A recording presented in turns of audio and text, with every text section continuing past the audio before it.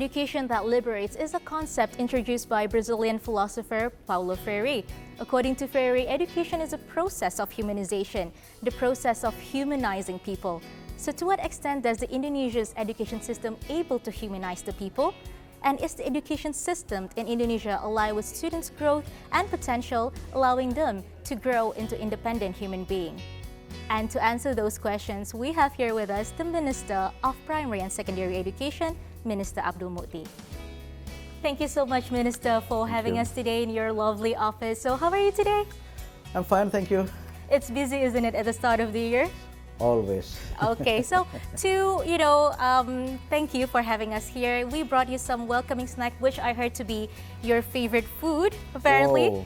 Egg and kerupuk or crackers. Yeah. Is that right? So we do have 2 crackers out here and 2 different eggs. So can you tell us the story why these are your favorite food?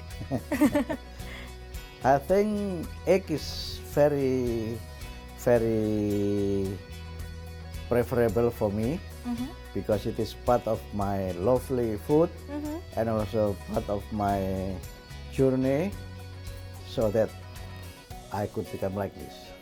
Okay, so which egg do you like the most, and which kind of kerupuk? We have so many different kind of kerupuk. Yeah, Which one do you Indonesia like is the most? very rich with this traditional food. I think the white kerupuk is more traditional. It is very classic. Yeah, that's right. Yeah. So this is your favorite. That's a must-have dish in your dining table. It's not a must, but it must be. It must be, yeah. So what else? What else is your favorite food? I think fruit, yeah. Fruits, definitely. especially tropical fruit. Tropical fruits. That actually grew up in Indonesia, especially mango and orange, banana, mostly tropical fruit that is part of our natural richness in Indonesia. That is nice. So after this, we do have some fun little games that we've prepared for you. Good, yep. It is a quiz game called Cerdas Cermat. You know Cerdas Cermat, right? It's a very classic game that's often being played by primary school. And I used to be the champion. Participant of Cerdas Cermat. Once I also champion in Cerdas Cermat Really? P4. Oh, that's great. So when was the last time you played Cerdas Cermat? I don't know, a long time ago when I was I was in senior high school. So this is going to be the first time after senior high school that you're going to play Cerdas Cermat. And you are the first one that actually bring me to this my previous experience and memory. Oh, that's so nice. So yeah, we do have 9 categories for you. We have 9 sets of categories. So you get to pick and choose which categories you like to play. Yeah. And I'll ask the questions from these categories. Yeah. So are you ready? Okay. Nervous? Excited? So. Okay. So out of these 9 categories, Yep, which okay. categories would you like to pick first? I prefer number 7. Number 7. Number 7 is Iqra. That's good then. Okay, so the first question, the data shows that Indonesia's literacy rate remains low. So what is your primary strategy for improving literacy at primary and secondary schools? Wow. Tough questions for Cerdas Cermat, right? I think when it comes to literacy, it must be deal with 2 issues. Yeah, the first is the issue that relate to the availability of reading materials that accessible for public, and second, of course, relate to the culture of reading among our young generation, and of course the 2 has to be strengthen one another. So the availability of reading materials could stimulate and also motivate young generation to read the materials, and of course the culture of reading also very important. Therefore, when we speak about education, and also part of the priority in our ministry is how to make reading material available and reachable.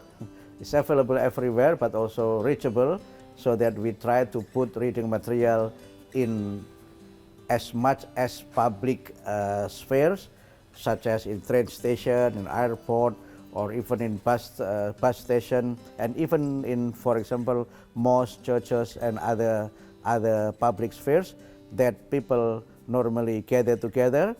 And of course, we need also to provide very well qualified reading materials that inspire them, motivating them, so that students actually and young generation are highly motivated to read more, and it could be one of the strategy to build what we call as the culture of reading. It is not easy, but I believe we can do that. And speaking of reading materials, what is your favorite reading materials or favorite book in general? I think I mostly read book that relate to biography. This is the subject and also book that I mostly read, and also even if there is news in magazine or a newspaper, I always come to this because the biography of someone, public figures, could inspire me how someone could become a great leader, could become a great champion, and of course we also mirror ourselves by reading the biography of prominent figures or great leaders and other inspiring people. Second, of course, book that relate to education. This is my major, and as you know that my academic background is education. I undertook my honors degree in education, master's degree, and also PhD also in education.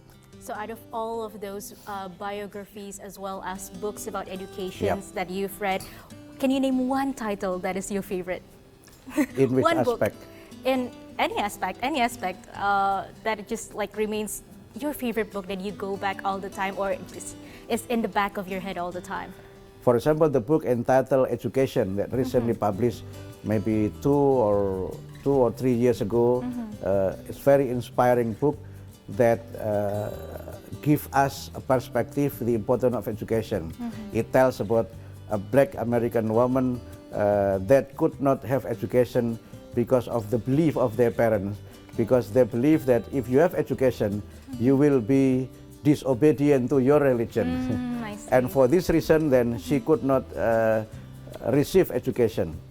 But then, for some reason, she started studying in primary school when she was 17 years old. 17 years old, wow, that is because of this reason. But then after that, she could, study and have very strong motivation, and she could become a very inspiring person.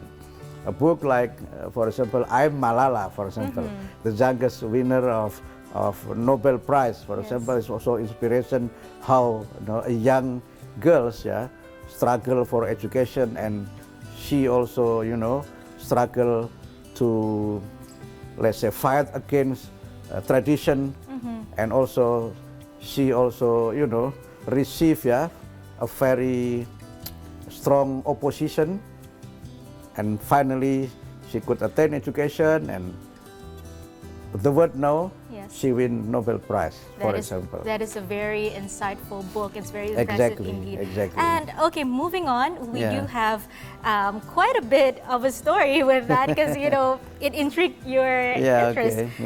So we're going to move on to the next 8 topics. So which one is your next pick? I want to be number 1. You want to be number 1, of course. So that is President Prabowo Subianto. Wow. Okay, the question is, what was President Prabowo's message when you first summoned into Kertanegara, when he appointed you as the minister?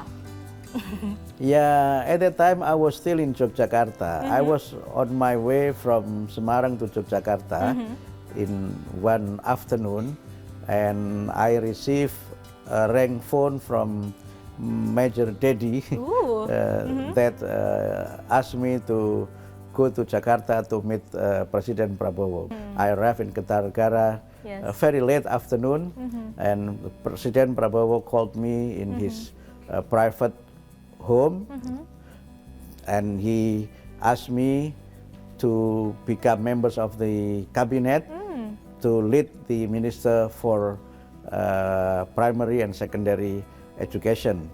Profesor Dr. Abdul Muti MED, Menteri Pendidikan. And he mentioned about the importance of primary and secondary education and the importance of educating young generation in Indonesia to become the future leaders of the country.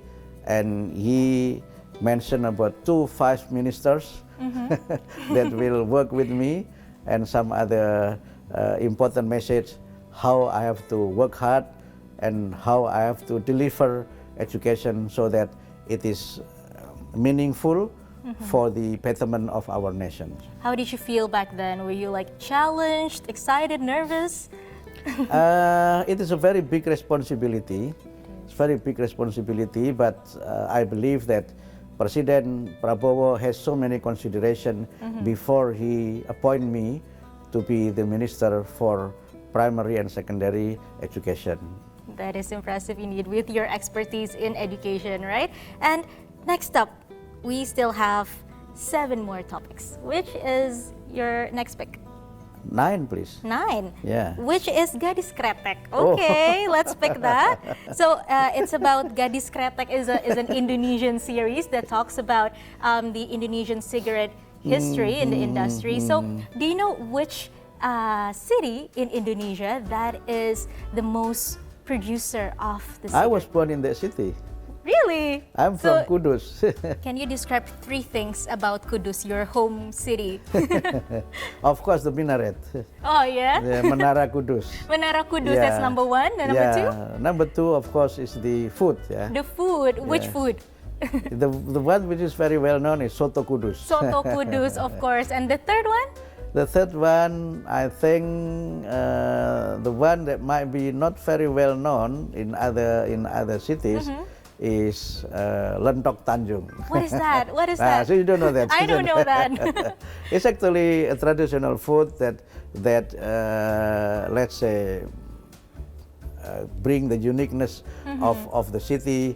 It's mostly served in the morning, and it used the jackfruit.